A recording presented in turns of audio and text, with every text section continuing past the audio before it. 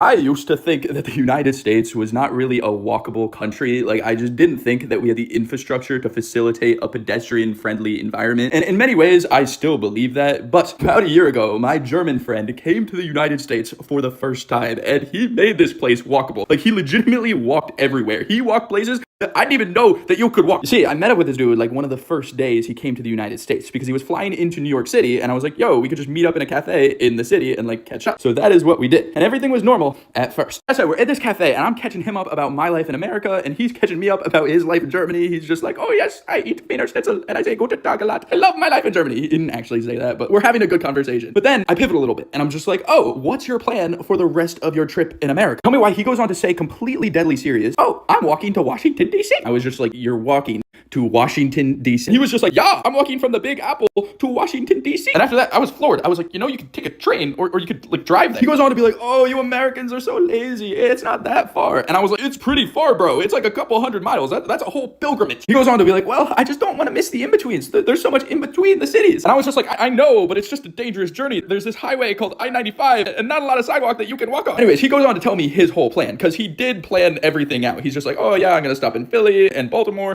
And he shows me all the hotels that he's staying in. And I'm like, okay. But it still didn't look that fun to me. And I told him that. I was just like, this isn't going to be a fun journey. Like, if anything, you're probably going to get traumatized from this. He responds, don't worry, I do this all the time. But in my head, I'm thinking like, no, you don't do this all the time. You do this all the time in Europe. You don't do this all the time in America. It's different. But he was extremely dead set on this plan. Like, there was no convincing him otherwise. So I was like, you know, I believe in you. But if you need help, just call me. So we wrap up our little hangout and I'm just like, good luck, man. You're gonna need it. I don't hear a peep from this guy for the rest of his trip. So I kind of just assume that his journey went well. That said, like 2-3 months go by. I just happened to be in Germany because I'm visiting my sister because she lives there. And I'm like, you know what? I want to meet up with this friend. I want to know how his trip went. So I organize another little cafe hangout with him. So I meet him in this cafe in Germany and we catch each other up on our lives. And then I ask him about how his journey went from New York to DC because the last I heard of it, he was going on the trip. When I tell you, after I asked, it looked like he had war flashbacks. Bro did not respond to me for the first 5 seconds and was just staring off like he was giving the 1,000-yard stare. But eventually he like shakes it and he's just like, oh yeah, I had a great time. But he was being short with me. So I was like, oh, anything happened? And he was like, yeah, everything happened. So I was like, good things? And he was like, yeah. And I was like, bad things? And he was like, yeah. Like I had to pry every fact about this trip out of him. Like he would not tell me on his own. Like I later found out that he got food poisoning at one point. He almost got hit by multiple cars. Someone broke into his hotel room one night. I think he was just trying to play it off like he had a good time and he didn't make a mistake. But then I asked him at the end, would you do it again? And immediately he was just like, no, once is enough. So yeah, the US is walkable, but at what cost? But do you guys know anyone else that has done this? Like, is this just a thing that Europeans do?